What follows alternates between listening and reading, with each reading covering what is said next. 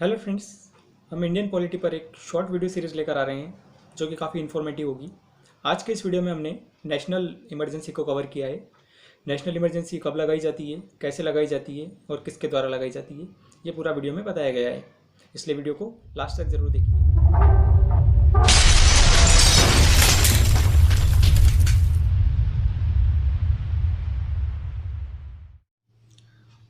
जब normal situation होती है तब तो ठीक है, लेकिन जब कोई एबनॉर्मल कंडीशन होती है या एडवर्स कंडीशन होती है जिससे नेशनल सिक्योरिटी को थ्रेट हो, ऐसी सिचुएशन के लिए हमारे कॉन्स्टिट्यूशन में इमरजेंसी प्रोविजंस किए हुए हैं। ये इमरजेंसी प्रोविजंस हमने जर्मनी के कॉन्स्टिट्यूशन से अडॉप्ट किए हैं और हमारे कॉन्स्टिट्यूशन में हमने इन्हें 18th पार्ट में मेंशन किया हुआ है। इस इमरजेंसी को हम कॉन्स्टिट्यूशनल इमरजेंसी कहते हैं। अब इमरजेंसी तो और भी कई कारणों से हो सकती है। फ्लड के कारण हो सकती है, अर्थक्वेक के कारण हो सकती है, फायर के कारण हो सकती है या किसी और कारण से भी हो सकती है। लेकिन हमें यहाँ उन सब इमरजेंसी से मतलब नहीं है।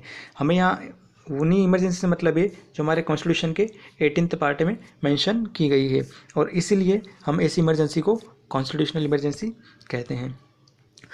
18th पार्ट में जो इमरजेंसी मेंशन की है वो 3 टाइप की गई हैं। नेशनल इमरजेंसी जो कि आर्टिकल 352 में की गई है, प्रेसिडेंट्स रूल जो कि आर्टिकल 356 में है और फाइनेंशियल इमरजेंसी जो कि आर्टिकल 360 में मेंशन किया हुआ है।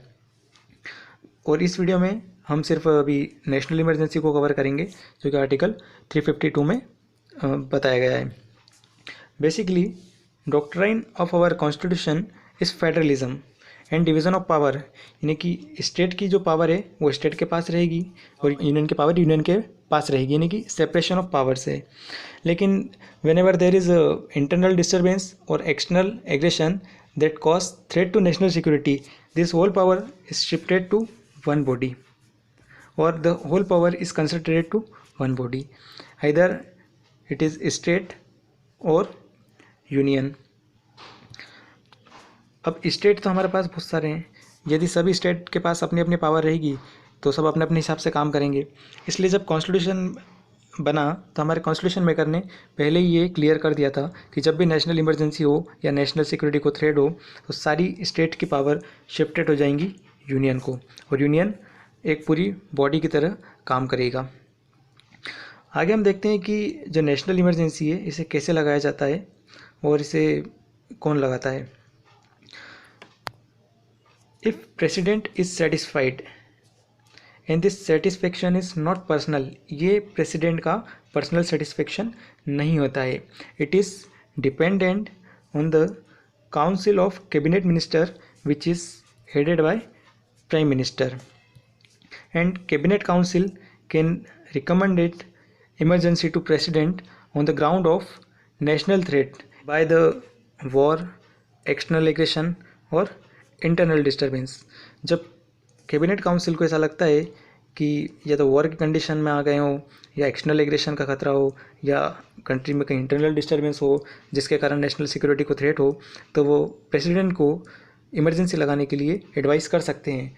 और ये जो प्रेसिडेंट की जो एडवाइस है ये बाइंडिंग है, ये प्रेसिडेंट को मानना ही पड़ेगा और इमरजेंसी उनको लगाना ही पड़ेगा। इन 1975 when Indira Gandhi was prime minister, she imposed emergency on the ground of internal disturbance। उस समय क्या चल रहा था कि जो गवर्नमेंट के अगेंस्ट पॉलिटिकल मूवमेंट चल रहा था या हम कह सकते हैं कि विरोध चल रहा था, गवर्नमेंट के अगेंस्ट प्रोटेस्ट चल रहा था। तो जो इंदिरा गांधी थी उन्होंने इस पॉलिटिकल मूवमेंट को इंटरनल डिस्टर्बेंस समझा और इस इंटरनल डिस्टर्बेंस को ग्राउंड मानकर उन्होंने प्रेसिडेंट से, जो समय फ़खरुद्दीन अली थे, उनसे बोल के उन्होंने इमरजेंसी इम्पोज करवा दी। और उस समय भी जब इमरजेंसी के लिए इतना तो उस समय भी ज़रूरी था कि जो काउंसिल्स ऑफ मिनिस्टर है इनका उसमें सिग्नेचर होना चाहिए, लेकिन उन्होंने ये सब नहीं करवाया था उस समय और डायरेक्ट उन्होंने इम्पोज करवा दी थी। लेकिन ये जो इंटरनल डिस्टर्बेंस है ये काफ़ी आर्बिटरी वर्ड है, इसे हम डिफाइन नहीं कर सकते एक सिंगल लाइन में। इसलिए इंटरनल डिस्टर्बेंस तो वो भी हो सकता है, मान लो कहीं पर 10 लोग इकट्ठे हो गए और लड़ने लग गए तो ये भी इंटरनल डिस्टर्बेंस हो गया, तो क्या इमरजेंसी तो लगा नहीं सकते इसमें। तो इसी को बाद में करेक्ट करते हुए जब मोरारजी देसाई की गवर्नमेंट आई 1978 में, तो उन्होंने 44th अमेंडमेंट एक्ट से इंटरनल डिस्टर्बेंस को रिप्लेस किया आर्म्ड रिवेलियन से, यानी कि सशस्त्र विद्रोह। जब सशस्त्र विद्रोह की कंडीशन होगी तभी देश में इसको इंटरनल डिस्टर्बेंस का ग्राउंड माना जाएगा और नेशनल इमरजेंसी को इम्पोज किया जा सकता है। अब इमरजेंसी इम्पोज करने की प्रोसेस क्या होती है? Proclamation of emergency. इसमें क्या होता है कि जो प्रेसिडेंट के पास पावर होता है कि वो 30 डेज तक बिना किसी लोकसभा या राज्यसभा के रिकमेंडेशन के इमरजेंसी को इम्पोज कर सकते हैं। लेकिन 30 दिन के पहले पहले अगर उसको इमरजेंसी को और आगे बढ़ाना हो तो राज्यसभा और लोकसभा का मेजोरिटी से पास होना चाहिए, और मेजोरिटी होती है 2/3 मेजोरिटी से लोकसभा राज्यसभा से पास हो जाना चाहिए। अब यह जो यहाँ से पास होती है ये 6 महीने तक रहेगी। अगर 6 महीने के पहले अगर विड्रॉल हो गया तो ठीक है, और अगर 6 महीने तक विड्रॉल नहीं है और आगे बढ़ानी है तो इसको 6 महीने के पहले जो 6 महीने का पीरियड है इसको ख़त्म होने से पहले वापस राज्यसभा और लोकसभा का सेशन बुलाना पड़ेगा, और 2/3 मेजोरिटी से इसे पास होना ज़रूरी है। और ये फिर एक्सटेंड हो जाएगी 6 मंथ के लिए।